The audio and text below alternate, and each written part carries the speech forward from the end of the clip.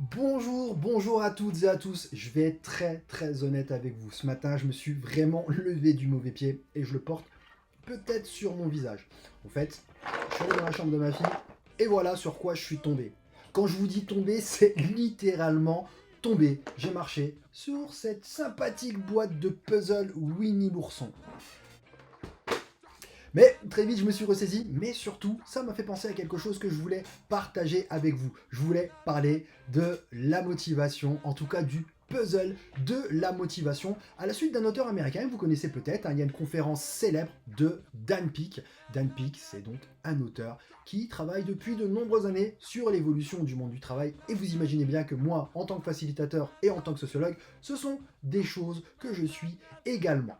Alors, en fait, ce qu'on apprend, pour faire très simple, si vous n'avez pas vu la conférence ou si tout simplement vous ne parlez pas anglais, en termes de motivation personnelle, le modèle managérial actuel ignore complètement les avancées des sciences comportementales dans ce domaine. En gros, il y a des incohérences qui perdurent entre ce que vous savez et ce que vous faites vraiment dans la vraie vie. Si jamais vous êtes dans ma liste de diffusion, vous le savez, je vous le répète à longueur de temps.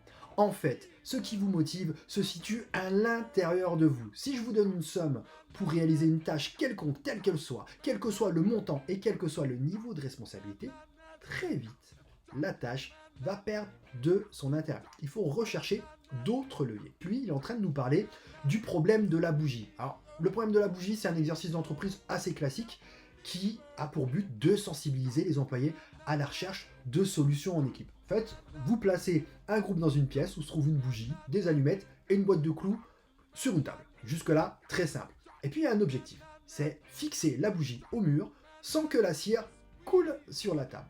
Alors vous en doutez, il y a une solution qui est attendue dans ce test. C'est utiliser la boîte contenant des clous pour la fixer au mur et puis ensuite poser la bougie allumée à l'intérieur de la boîte. Alors c'est un exercice qui a pour but d'inciter les personnes à dépasser leurs préjugés fonctionnels sur ce qu'on peut faire d'une boîte notamment. Ça permet de travailler sur la pensée divergente. D'ailleurs, si ça vous intéresse, il y a d'autres expériences très intéressantes qui ont été faites par exemple en milieu scolaire. On donne un trombone à des enfants, puis on leur demande d'imaginer ce qu'ils pourraient faire, quelle utilisation ils pourraient avoir de ce trombone, sans préjugés. Évidemment, plus les enfants sont jeunes, moins ils ont de préjugés, et plus ils trouvent d'idées innovantes pour utiliser ce trombone. Allez, on ferme la parenthèse. En gros, ce qu'on découvre, premier renseignement, ceux qui détournent la boîte de sa fonction principale, c'est-à-dire qu'ils en font autre chose que contient des clous, ils font preuve de créativité et puis d'ouverture d'esprit. C'est plutôt sympa pour un manager d'avoir des gens comme ça dans son équipe pour résoudre des problèmes. Mais cette expérience, elle a été détournée et elle a démontré autre chose. Il nous montre qu'en fait, cette expérience a été conduite à nouveau avec deux groupes. Et on a ajouté un paramètre. Le premier groupe a appris qu'il allait être chronométré et que le temps qu'il allait réaliser allait servir un peu d'étalon de valeur, en tout cas de standard pour la norme attendue en matière de résolution de ce petit défi, de cet exercice. Le deuxième groupe, lui, on lui annonce qu'il va être chronométré naturellement et qu'en fonction du temps qu'il mettra, il y aura donc une prime, une récompense financière. En fait, on découvre quelque chose de très intéressant. Le groupe motivé financièrement a mis 3 minutes et demie de plus pour résoudre le problème.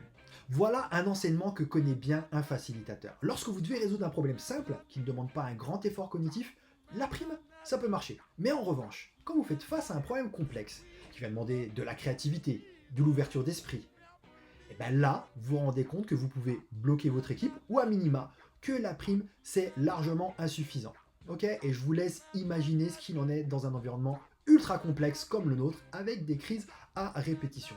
Donc tout ça pour vous dire que tous les managers attentifs à l'évolution du monde du travail, puis qui maîtrisent les pratiques de facilitation, ils savent que l'informatique, les technologies de l'information et de la communication, l'automatisation se chargent de plus en plus des tâches répétitives et à faible valeur ajoutée.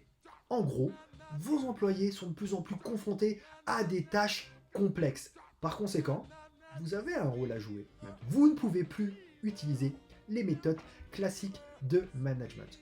Et je vais aller plus loin que ça. Les managers traditionnels vont perdre rapidement de leur utilité. Les technologies vont les mettre au chômage. Ils vont disparaître comme ces bestioles du Jurassique. Un manager facilitateur, il va surtout rechercher l'engagement des collaborateurs et pas leur obéissance. Donc vous êtes plusieurs à vouloir vous former, mais vous ne voulez pas tomber dans les travers des formations en management classique avec du prêt-à-penser, avec des choses qui ne tiennent pas compte de votre terrain. Donc du coup, j'ai conçu un accompagnement sur mesure pour les managers qui veulent passer du management classique à la facilitation. Et voilà ce que vous allez apprendre au cours de cet accompagnement. Vous allez développer des compétences pour manager dans un contexte incertain. Vous allez déceler les principaux pièges, les impasses du management classique, mais surtout vous allez apprendre à les contourner. Vous allez identifier et interroger votre style de management et surtout, vous allez l'enrichir grâce aux fondamentaux de la facilitation.